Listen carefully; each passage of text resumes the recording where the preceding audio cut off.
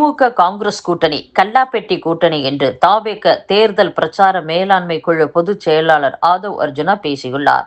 அத்துடன் விஜய் வட சென்னையில் ஏதேனும் ஒரு தொகுதியில் போட்டியிடுவார், வில்லிவாக்கம் அல்லது பெரம்பூர் தொகுதியில் நிற்க வாய்ப்பு உள்ளது என்றும், திமுக மீண்டும் ஆட்சிக்கு வந்தால் ஒருவரும் சாலையில் நடக்க முடியாது, சிறுமி முதல் பார்க்கும் பெண்களை எல்லாம் திமுகவினர் கையை பிடித்து இழுக்கின்றனர், இப்படிப்பட்ட கட்சியை உருவாக்கிவிட்டு முதல்வர் ஸ்டாலின் தினமும் கண்மூடி செல்கிறார், திமுக கூட்டணியில் காங்கிரஸ் கட்சி கையெழுத்திட்டதும் தைரியம் வந்துவிட்டது போல் இருக்கின்றனர், அது மதசார்பற்ற கூட்டணி இல்லை, கல்லாப்பெட்டி கூட்டணி, திமுக எதிர்க்கட்சியாக இருந்தால் நல்ல கட்சியாக இருக்கும், ஆளும் கட்சியாக வந்துவிட்டால் கண்ணில் பார்ப்பதையெல்லாம் அடைய வேண்டும் என நினைக்கும். மத்திய அரசு விதிப்பது ஜிஎஸ்டி என்றால் தமிழகத்தில் ஸ்டாலின் சார் டேக்ஸ், அதாவது எஸ்எஸ்டி.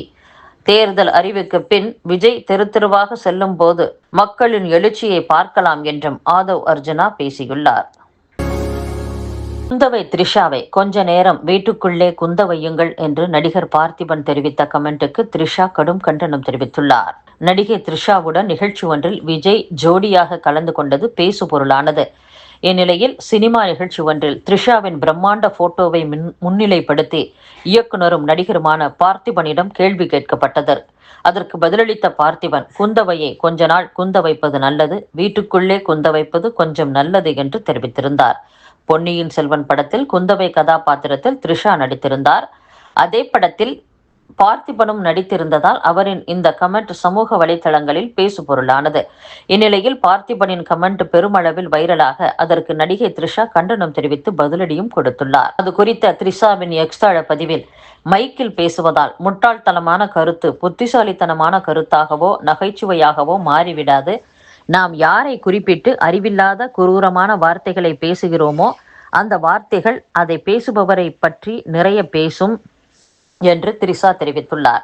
த்ரிஷாவின் பதிவு வெளியான அதே வேளையில் தமது செயலுக்கு பார்த்திபனும் வருத்தம் தெரிவித்து எக்ஸ் வலைதளத்தில் பதிவு ஒன்றை வெளியிட்டுள்ளார். அதில் எது நடந்ததோ அது தவறாகவே நடந்துள்ளது, இதில் வருந்துவதை தவிர வேறு வழி இல்லை என்று கூறியுள்ளார்.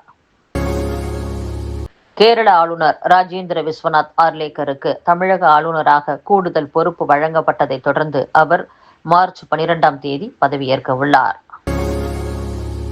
மதிமுகவின் தேர்தல் அறிக்கை மற்ற கட்சிகளுடன் ஒப்பிடும்போது மிகவும் சிறப்பாகவும் புதிய அறிவிப்புகளுடனும் வெளியாகும் என்று அக்கட்சியின் பொதுச் செயலாளர் வைகோ தெரிவித்துள்ளார். அத்துடன் எத்தனை தொகுதிகள், எந்தெந்த பேரவை தொகுதிகள் என்பது குறித்து தற்போது தெரிவிப்பது ஏற்புடையது அல்ல, திமுக கூட்டணியின் வெற்றி ஏற்கனவே உறுதி செய்யப்பட்டுவிட்டது, திமுக உடனான எங்களது தொகுதி பங்கீடு பேச்சுவார்த்தையின் முதல் சுற்று முடிவடைந்துள்ளது, அடுத்த கட்ட பேச்சுவார்த்தை தொடர்பாக திமுக தலைமையிடம் இருந்து விரைவில் அழைப்பு வரும் என்று எதிர்பார்க்கிறோம். முதலமைச்சர் மு.க. ஸ்டாலின் தனது வாக்குறுதிகளால் மக்களின் மனதை முழுமையாக கவர்ந்துவிட்டார் என்றும் வைகோ பேசியுள்ளார்.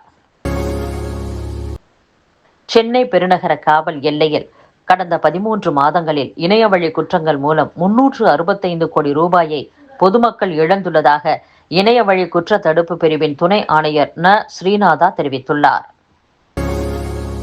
சட்டப்பேரவை தேர்தலில் காங்கிரஸ் போட்டியிடும் தொகுதிகள் அனைத்தையும் பாஜக, அதிமுக கைப்பற்றும் என்று பாஜக மாநில செயலாளர் கராத்தே ஆர். தியாகராஜன் தெரிவித்துள்ளார்.